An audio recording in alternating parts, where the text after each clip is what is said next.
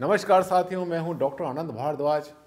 आप मुझे देखते हैं अक्सर वीडियोस के अंदर और टीवी चैनल्स पर बहुत बार आता हूं। मैं आज मैं आपसे कुछ ऐसी बातें शेयर करना चाहता हूं कि जिनको जानने के बाद आप भी एकदम से हैरान हो जाएंगे। एक वास्तुशास्त्री होने के नाते मेरे लाइफ में ऐसे ऐसे केस मेरे सामने आते हैं जो बहुत बार मुझे हिला के रख देते हैं। आपने बहुत बार विचित्र किंतु सत्य बहुत बार पढ़े होंगे, अजीबोगरीब घटनाएं लाइफ में बहुत बार सुनी होंगी। मेरे साथ कैसा कैसा होता है, मुझे कैसे कैसे केस मिलते हैं, आज उनके बारे में आपसे चर्चा करूंगा कि कैसा कैसा छोटी छोटी चीज़ें क्या कर देती हैं, देखन में छोटे लगें घाव करें गंभीर। इस वीडियो को आपके लिए देखना बहुत ज़रूरी है क्योंकि आपको नहीं पता कि आपके जीवन में कोई छोटी सी चीज़ कितना बड़ा महत्व क्रिएट कर देगी, कितना विशाल रूप ले लेगी और कहाँ कर देगी आपको परेशान। जानने के लिए देखते रहिए मेरे इस वीडियो को आखिर तक। आपसे कई बातें शेयर करूंगा। देश विदेश में डॉक्टर आनंद भारद्वाज एक पॉपुलर सेलिब्रिटी के रूप में अपनी पहचान बना चुके हैं। डॉक्टर भारद्वाज विश्व के highest qualified vastu consultant. Vastu consultancy के क्षेत्र में विभिन्न संस्थाओं, मंत्रियों, विशिष्ट व्यक्तियों, अधिकारियों और संतों से 200 से भी ज्यादा अवार्ड से सम्मानित और सुशोभित। डॉक्टर आनंद भारद्वाज यानी वास्तुशास्त्र के इंसाइक्लोपीडिया। नमस्कार साथियों, मैं हूं डॉक्टर आनंद भारद्वाज और आज आपको बता रहा हूं कुछ ऐसी घटनाओं के बारे में जो कि मैंने आपसे कहा था कि मुझे भी हिला कर रख देती हैं। एक मकान मैंने बनाया था इंदौर में, बहुत ज़्यादा समय नहीं हुआ। मकान बनाया परफेक्ट वास्तु से, एक भी कमी नहीं छोड़ी साथियों। जो मकान मालिक ने इसके ऊपर दीवार पे कील भी लगाई तो उसने मुझसे पूछ के लगाई, कोई कमी नहीं, बहुत कंफर्टेबल हाउस बना। लेकिन जब वहाँ पे उन्होंने गृह प्रवेश किया, गृह प्रवेश करने के बाद जब सोना शुरू किया तो हमारा सबसे पहला जो लिटमस टेस्ट होता है, जो सबसे बड़ी हमारी अग्नि परीक्षा होती है मेरी वास्तु के हिसाब से बनाने के बाद मकान को, वो होती है कि आपको साउंड स्लीप आ रही है या नहीं आ रही है। किसी मकान में जाते ही अगर आपकी नींद उड़ गई, बेचैनी हो गई, गंदे सपने आने शुरू हो गए, रात में पसीने छूटने शुरू हो गए और हालत खराब आपकी हो जाती है, हेल्थ खराब हो जाती है, इसका मतलब वास्तु दोष रह गया, कुछ ना कुछ वास्तु दोष गलती से रह गया। कोशिश करते हैं कहीं कोई कमी ना रहे, लेकिन कभी कभी ऐसा होता है कि कोई चीज़ ऐसी छुपी रह जाती है छोटी सी, जिस पर हमारा ध्यान नहीं जाता या वो बाद में क्रिएट हो जाती है। तो वो जो हमने मकान बनाया, जो कोठी बनाई परफेक्ट वास्तु, वहाँ उसमें जो है उस मकान में एक लड़की रहती है और वो जो है ग्रेजुएशन कर रही है, BSc कर रही है।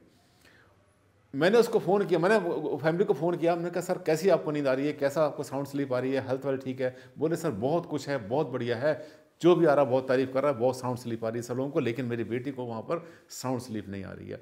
हमने कहा ठीक है, उससे बात कराओ। जब बात कराई उससे तो कुछ समझ में नहीं आया क्या कारण। बेड बिल्कुल ठीक, TV बिल्कुल ठीक, हर चीज़ कमरे के अंदर, एक भी चीज़ गलत नहीं थी साथियों।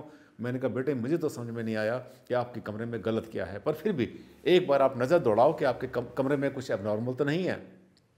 साथ ही उसने मुझे नेक्स्ट डे फ़ोन किया कि अंकल मैंने देखा है कि मेरे कमरे में जो फिटिंग लाइट की हुई है उसमें से 2 लाइटें लटकी हुई हैं, एक लाइट टूटी हुई है, हो सकता है कि यही कारण हो। मैंने कहा हाँ डेफिनेटली हो सकता है, छोटी सी चीज़ है, शायद यही काम करती हो, नुकसान करती हो आपके लिए। रात में बेचैनी होती थी, कहती मेरा दिल करता जैसे मैं चीखना शुरू कर दूँ।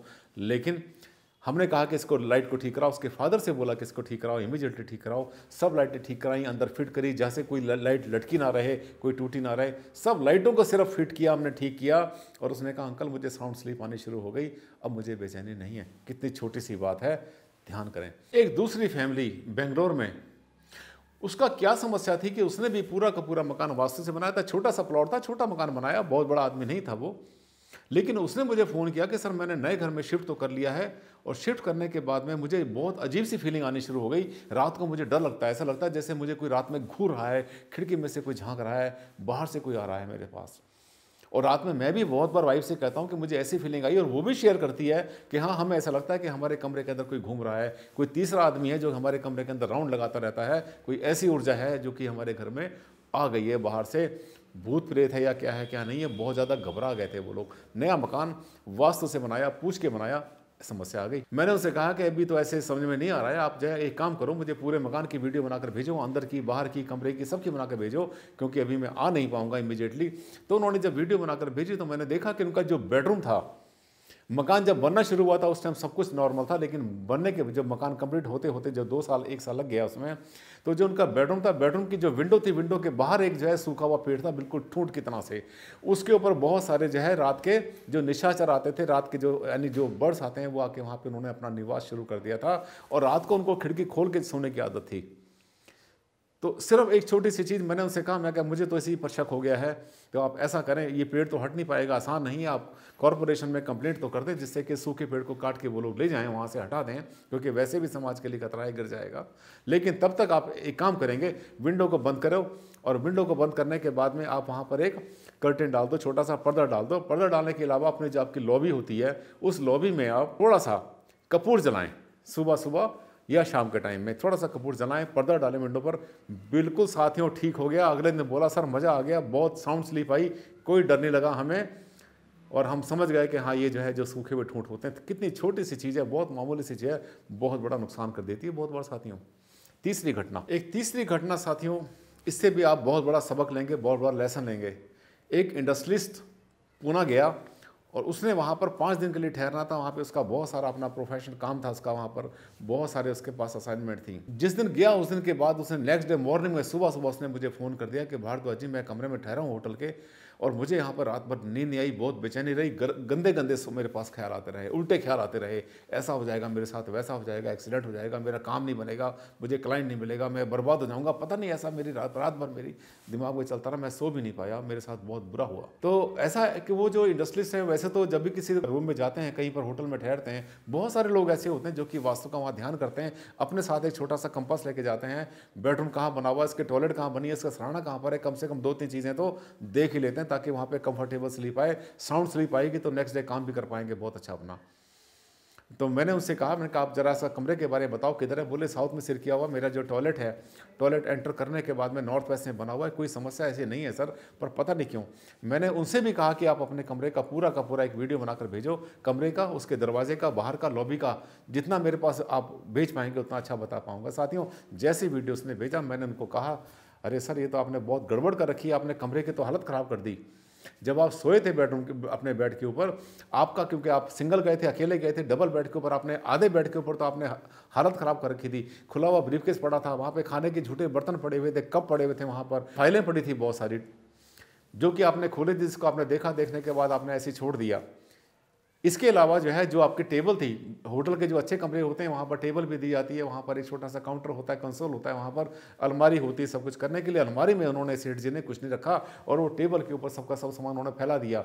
यहाँ तक कि मैंने देखा कि उनके जो जूते थे वो भी उन्होंने उठा करके बेड के साइड जो टेबल होती है उसके ऊपर वो रखे हुए थे। उन्होंने पानी की बोतल वहाँ पर खुली पड़ी थी।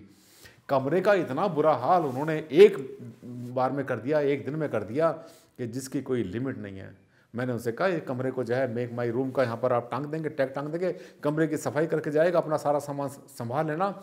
एक बात इससे तय होती है, अगर आप जिस कमरे में सोते हैं अगर वो अस्त व्यस्त है, वहाँ पे सामान सिस्टमेटिक नहीं है, कहीं कुछ लटका टूटा फूटा खुड़ी अलमारी है, वहाँ पर अगर कुछ भी नेगेटिविटी होती है तो साथियों नेगेटिव फीलिंग आएगी, 100% आएगी।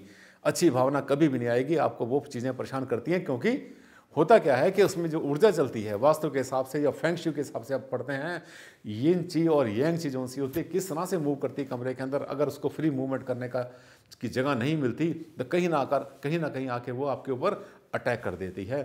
बच के रहें इससे। साथ ही एक चौथी घटना के बारे में आपसे मैं डिस्कस करता हूँ, आपको बताना चाहता हूँ।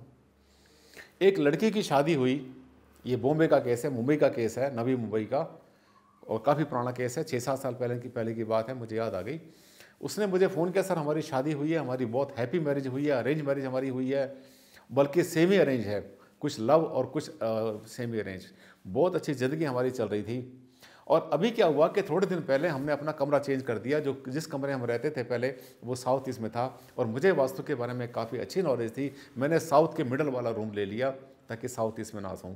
लेकिन वहाँ सोने के बाद में मेरे हस्बैंड भी ऐसा फील करते हैं, मैं भी ऐसा फील करती हूँ कि हम दोनों के बीच में कोई भी मिसअंडरस्टैंडिंग नहीं होती। लेकिन पता नहीं क्या बात है, बिना बात के खटपट शुरू हो गई है, झगड़ा, गर्मा गर्मी, यहाँ तक कि उठा करके जो अभी 2 दिन पहले तो मेरे हस्बैंड ने क्या किया, उठा के किताबें और कॉपी उठाकर उन्होंने पटक दी नीचे, और पता नहीं इतना गुस्सा उन्होंने करना शुरू कर दिया। मेरे तो जो मैरिड लाइफ है सब डिस्टर्ब होती जा रही है, पता नहीं क्या हुआ इस कमरे में आने के बाद। तो मैंने उनसे कुछ डिटेल जब मांगी तो ये पता चला, उनसे कहा कि अपने बेड को चेक करो एक बार, आपका जो डबल बेड है आपने बेड चेंज कर दिया, दूसरे बेड पर आ गए हैं, थोड़ा सा कमरे को चेक करो, आपके कमरे में कुछ ऐसी चीज़ तो नहीं जो नॉर्मल होती हो, क्या क्या चीज़ कहाँ रखी है, और आपको बताएं कि उस लड़की ने भी फील किया, हाँ सर हमारा जो बेड है मैंने खोल के देखा, इसमें पुरानी मैगजीन भरी पड़ी हैं बुरी तरह से, उसमें कुछ में तो दीमक लगी हुई है, ये एक वो होती है ना जैसे सिल्वर फिश होती है, ऐसे कोई छोटे छोटे इंसेक्ट होते हैं, कीड़े हैं, वो किताबों में लगे हुए हैं। बहुत पुराने सामान वहाँ पर जाए, उसमें बर्तन भर रखे हैं इस बेड के अंदर, पुराने उनके खानदानी जो बर्तन होते हैं, साथ ही मेटल वहाँ पर है, वहाँ पर बुक्स भरी हुई हैं, और कुछ ऐसा सामान पड़ा हुआ है जो कि बरसों से पहले का, उनकी जो सास ससुर के जो है उनकी अपनी जवानी के टाइम के जो कपड़े थे वहाँ का जो उसका जो सामान था वो सबका सब उन्होंने इसमें भर रखा था। बेडरूम जो है वो भी अच्छी चीज़ों का से भरा हुआ नहीं था वो। इसके अलावा उन्होंने देखा, मैंने उनसे कहा कि अलमारी खोल के देखो, अलमारी में भी ऐसा वैसा सामान था, पूरे कमरे के अंदर, पूरे के पूरे कमरे के अंदर कोई भी चीज़ नॉर्मल नहीं थी, सब के सब नॉर्मल थी। तो मैंने उनसे कहा या तो अपने बेड की सफाई करो, बेड में से सारा सामान निकालो, सिर्फ उसके अंदर बिस्तर रहने चाहिए। वैसे तो बेड जो है आमतौर पर कोशिश करना चाहिए कि बॉक्स वाला ना हो, मैट्रेस भी सिंगल यूज़ करें ज़्यादा अच्छी रहती है, पर फिर भी कम से कम जो बेड होता है, बेड के अंदर कोई भी ऐसी नेगेटिव चीज़ें नहीं होनी चाहिए।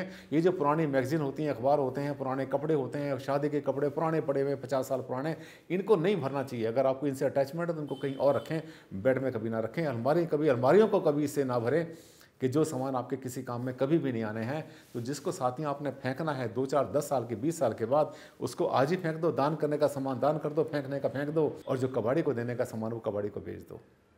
छोटी छोटी मैंने आपको ये 4-5 बातें बताई हैं, इनको अगर आप थोड़ा सा ध्यान से सोचेंगे तो हो सकता है आप अपने जीवन को थोड़ा सा व्यवस्थित कर लें। जिसका जीवन अरेंज नहीं है, मैनेज नहीं किया, जिसने व्यवस्थित नहीं किया, समझो कि उसका तो वो सब कुछ उसका जो है जीवन आगे खराब हो जाएगा। वास्तु इसमें आपको बहुत ज़्यादा ट्रबल दे सकता है। तो हर चीज़ को ठीक करो। वास्तु भी एक ISO है। ISO कहता है कि हर चीज़ के लिए एक निश्चित स्थान और हर चीज़ अपने स्थान पर। वास्तु भी कहता है हर चीज़ के लिए निश्चित स्थान होना चाहिए और एक सिस्टमेटिक लाइफ जीनी चाहिए, तभी कंफर्ट मिलेगा। वरना पता नहीं कल क्या अनजान चीज़ आपके साथ होने वाली है। अगर बचना है तो बच जाओ। साथियों, अगर आपको मेरे वीडियोस बहुत अच्छे लगते हैं और आपको ऐसा लगता है कि मैं आपको बहुत अच्छी सच्ची जानकारी आपको देता हूं, तो आप मेरे वीडियोस को शेयर करें, लाइक करें और साथ में सब्सक्राइब कर लें मेरे चैनल को, अगर आपने नहीं किया है। अगले वीडियो में आपसे फिर मिलेंगे। कई नए टॉपिक मुझे याद आ रहे हैं। अगला वीडियो बनाएंगे, उसमें आपसे शेयर करेंगे कोई अच्छी बात, और जिससे कि आपको मिलेगी बहुत अच्छी जानकारी। तब तक के लिए दें मुझे आप इजाज़त। नमस्कार, धन्यवाद, थैंक यू, टेक केयर।